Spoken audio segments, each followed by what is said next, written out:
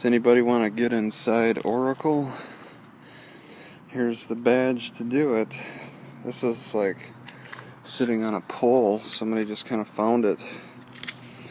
But you pretty much have to speak Chinese if you want to last. You can sneak in, but you got to speak Chinese to be able to stick around. Alright, so after finding my new Oracle badge, it looks pretty good on me, huh? Just sit there and swipe. Sit there and swipe. Just like that. It got me thinking about how when I tried to become a border patrol agent, one of the hurdles I had to go over was getting a security clearance. Like, I couldn't have any dirt on me that the Mexicans could use against me on the border in some way, like a blackmail. Like, I couldn't have any dirt on me that I could be blackmailed with. Any kind of legal issues. And so they had private investigators search my name and everything about my name. And one of the things came up was an international incident that I created with the South Koreans.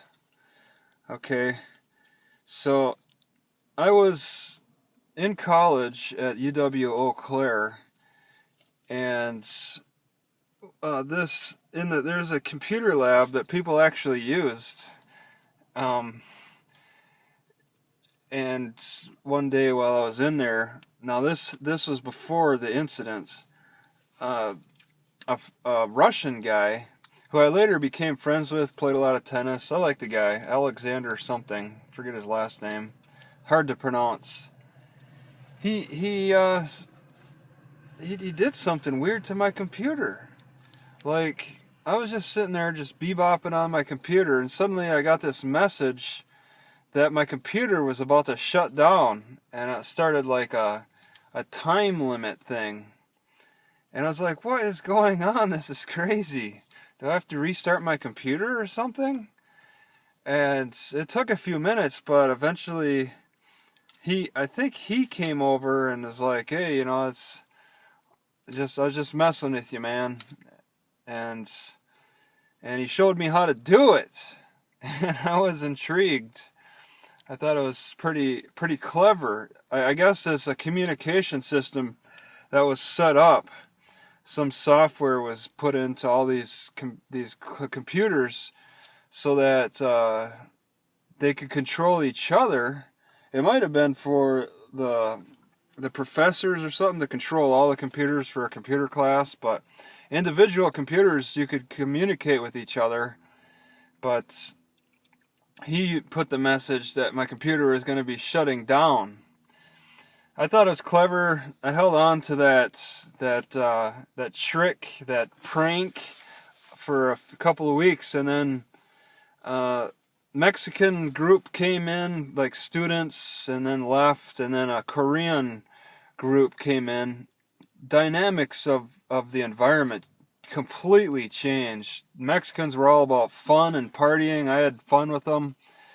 And then the Koreans came in very strict and quiet, and they kept to themselves. And one day in the computer lab, because I went every day, I decided just to foolishly mess with a Korean girl, and I sent the message to her computer that her computer was going to shut down, and she found out that it was me, and she asked me how I did it, and I'm like, I don't know, and all this. I wouldn't tell her how I did it. She was curious, and I wouldn't tell her, and so it became an international incident after that. I was never aware that it became an international incident. The only interaction I had was her coming at me and asking how I did it, blah blah blah. But it was like, nothing was brought up while I was in college. Nothing. But if I would have looked at my record, that would have shown up. And I never checked my record. It's some kind of discipline record. Never checked it. But when I tried to apply as a border security, that's when it came up. And the guy asked me about it, and I'm like, what? No. I never did that. I never created an international incident while I was in college. What are you talking about? And it took me a while to read. And then I think he gave me some details about South Korea or something. But he just kind of brushed it off, I think. It probably was something that they considered as a strike against me.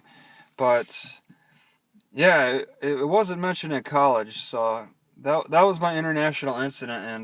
And getting my new Oracle badge kind of reminded me of that.